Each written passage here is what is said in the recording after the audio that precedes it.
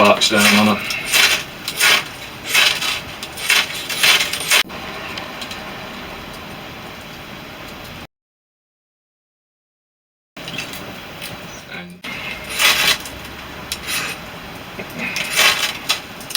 And there she goes.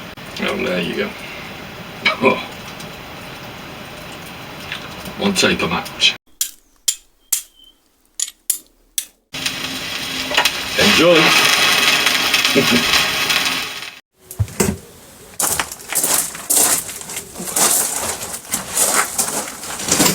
Hello and welcome back to my Outback. I've been gathering a bit of tinder so I can go through a few things with you. It won't cover everything, but it should give you a good idea of different tinder bundles and different things you can use. And as you can see, necessity is the mother of all invention. When you go out and you're gathering stuff like twigs, you have to improvise. So my waterproof's turned inside out. Made a good carrying bag for all these sticks and twigs that we're going to need. The other thing that we use quite a lot is the little gather bags. It's just got some dried grasses in it. That was a bought one, that's my wife's one. And this is one I made. They're quite simple, just pressed it onto your belt. You can have them with you and they'll just open up as such, and you can gather all your stuff and everything you want into there, from your tinders to your foods. So I just thought I'd show you them. Them out of the way. And the other thing that I've just made up is a little bit of cordage out of some dried nettle, which I can show you next what I'm going to use that on, and explain different cordages as well, and different materials you can use for binding a bundle. So to make feather sticks the proper way, you want a log. A bit big, a bit short, a little bit shorter, maybe not much. Any sort of size, maybe a bit wider. This is a nice piece of lime. You're looking for a straight grain in it, so it'll split easy. Then you want your axe.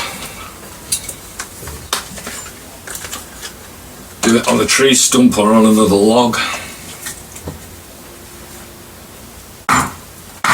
This is hard. Yeah. That ain't gonna split like that.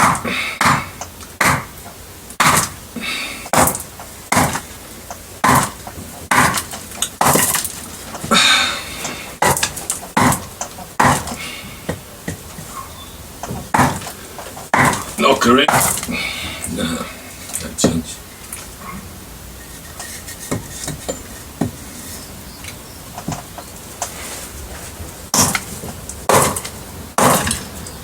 Knock her in. Give her a bash and split her down. This is dried out, so it's really hard. It's not the best of ways of doing them.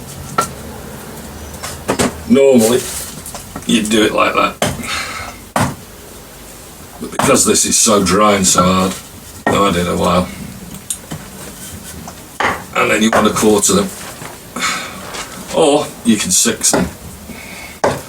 So take that into threes.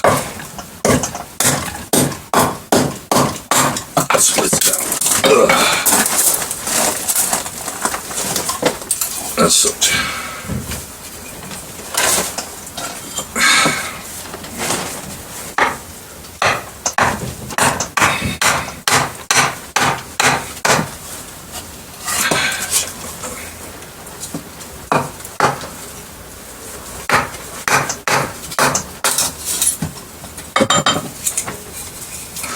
And there you go, getting your splints out of it.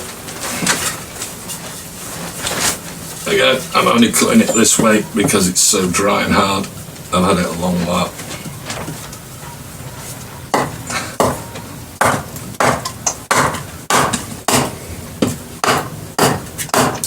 And as you can see, that is really hard. And not split it.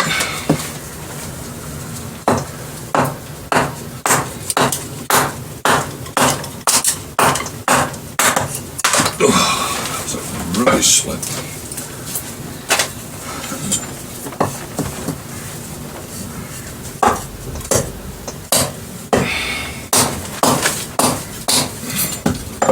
And she splits down like that. So you've got a piece sort of like that you want to use for your feather stick. You can take them thinner, and that's how you do it while you're out.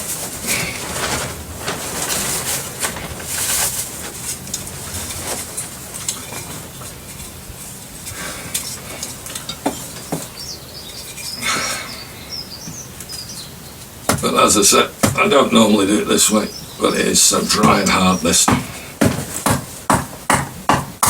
and it works.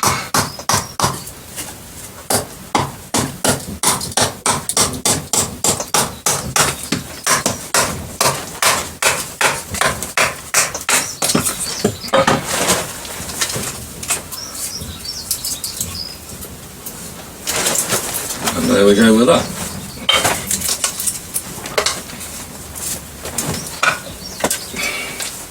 Knife.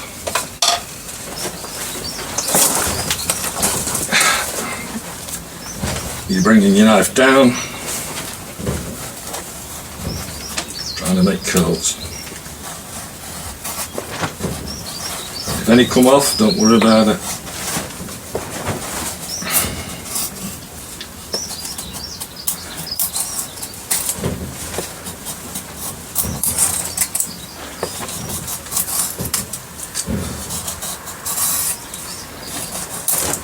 There's real art to this,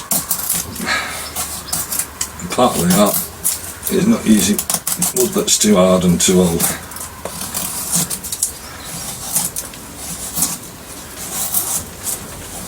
And you're not trying to dig in like I'm doing, you're trying to get nice little thin curls.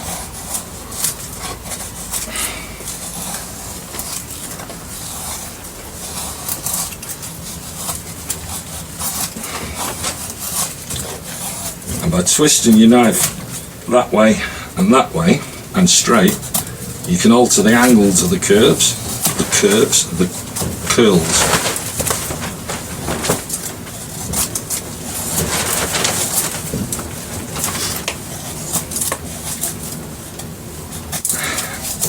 And that's actually a really rubbish feather stick. Thought that'd carve much nicer.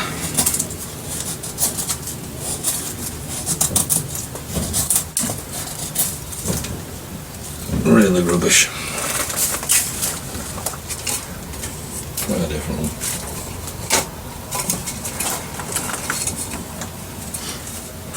It's got a knock in.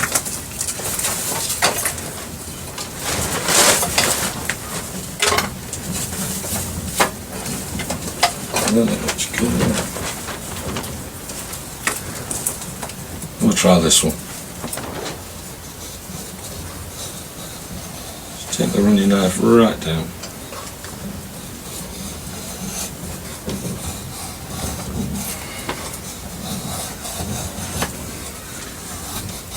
And one of the secrets to this is having a really sharp knife.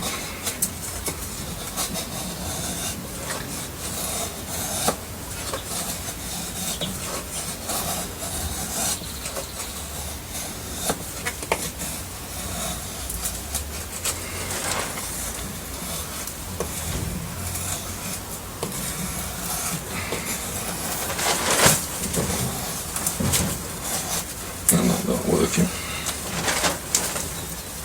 Right, forget that then. Never throw away these bits. You can always put them in the fire to get it right.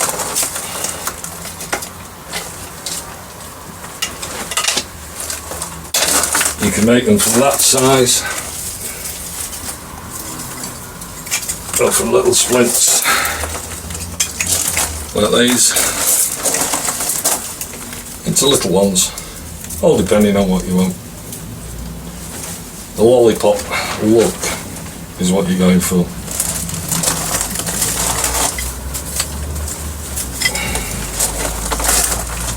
She's more like that.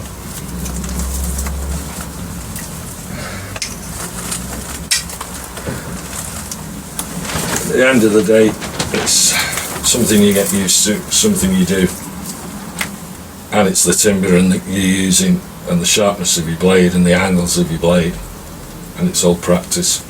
Try this stick.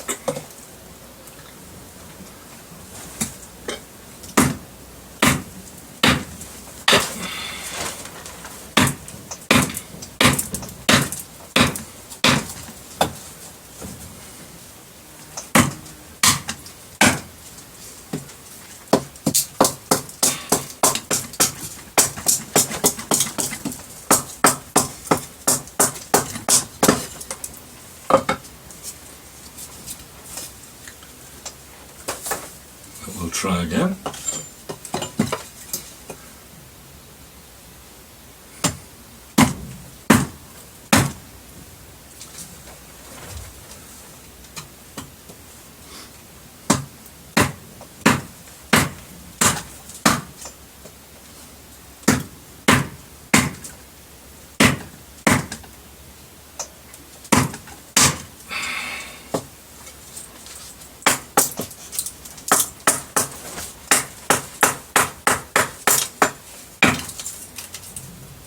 Rubbish.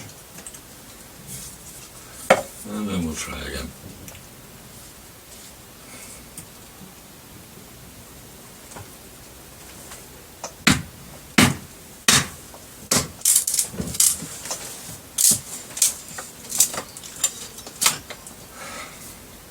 Just to show I can split wood with that.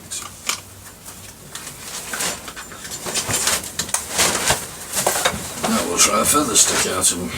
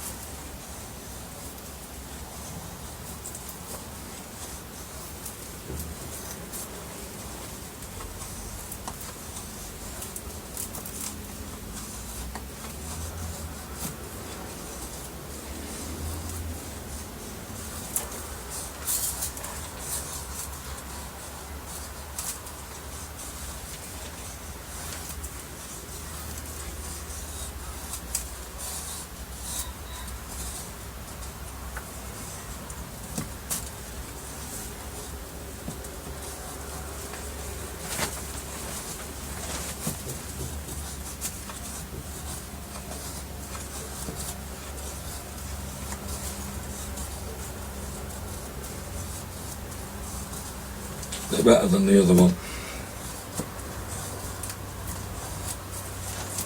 Not much, a little bit.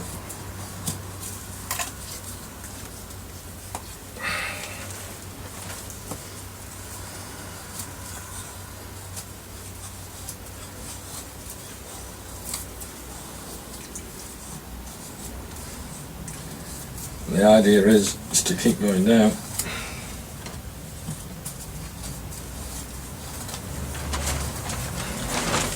Until you get about a pencil thickness. That's not too bad.